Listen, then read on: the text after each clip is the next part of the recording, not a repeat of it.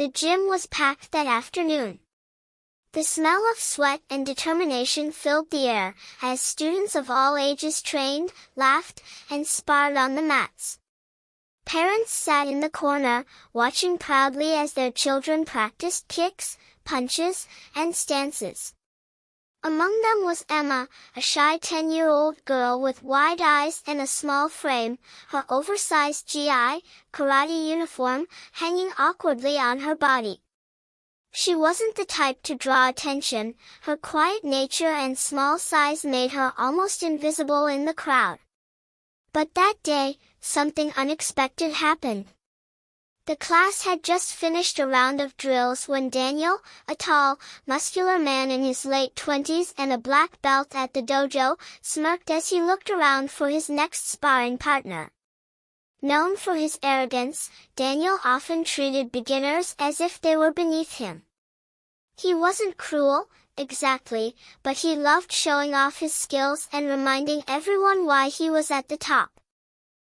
"Who wants to spar with me?" he shouted loudly, twirling his belt as if it were a trophy. The younger students avoided his gaze, some chuckling nervously, while others stared at the ground. Then Daniel's eyes landed on Emma, who was sitting cross-legged at the side, quietly tying her belt. He grinned mischievously. "You," he said, pointing at her. "The little one. Want to give it a shot?" The gym erupted in laughter. Parents exchanged awkward glances, and some even whispered that it wasn't fair. Emma froze, her small hands tightening around the knot of her belt. She hadn't expected this. Daniel clearly thought it was a joke, a way to amuse the class and show how easily he could control a child.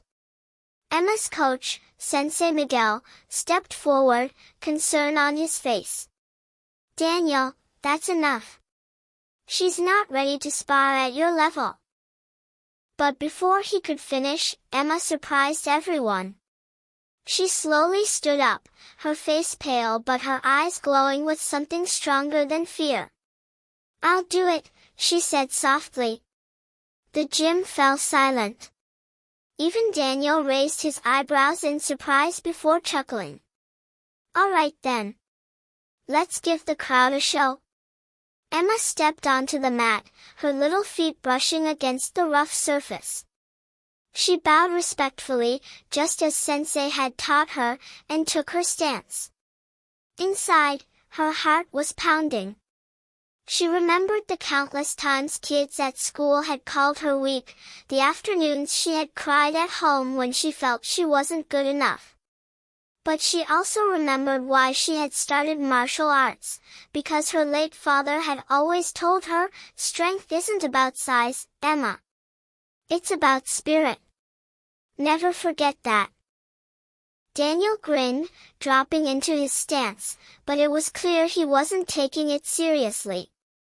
He moved slowly, almost mockingly, his movements exaggerated for the crowd. "Come on, little one," he teased, "show me what you got." Emma's hands trembled at first, but then she took a deep breath. She remembered Sensei's words, "Trust your training. Trust yourself." And with that, she lunged forward.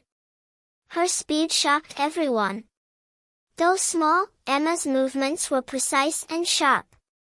She dodged Daniel's lazy attempt at a grab, pivoted, and landed a quick strike to his side. The crowd gasped. Daniel's smirk faltered for a moment, but he quickly masked it with laughter. "Not bad," he said. "Beginner's luck." But Emma wasn't done. With every exchange, her confidence grew. She ducked under his arm, swept her leg, and for a split second, Daniel stumbled. It wasn't enough to knock him down, but it was enough to silence the laughter in the gym. Everyone's eyes were glued to the mat.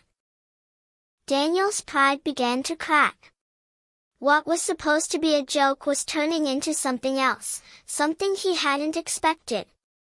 He tightened his stance, deciding to actually put in effort. But by then, Emma had already found her rhythm. She was smaller, lighter, and faster. Every time he lunged, she slipped out of reach. Every time he underestimated her, she answered with precision.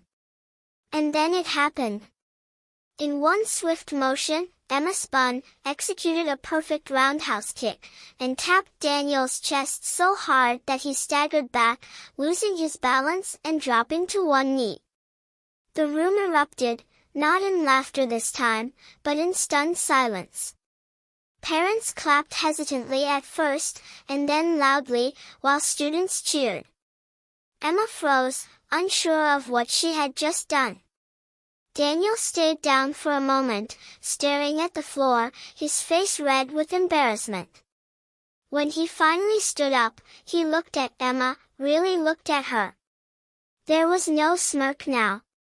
Instead, he bowed his head deeply. "You've got real strength," he said, his voice sincere. "I shouldn't have underestimated you." Emma blinked in disbelief. She bowed back respectfully, her small body trembling, but her spirit soaring.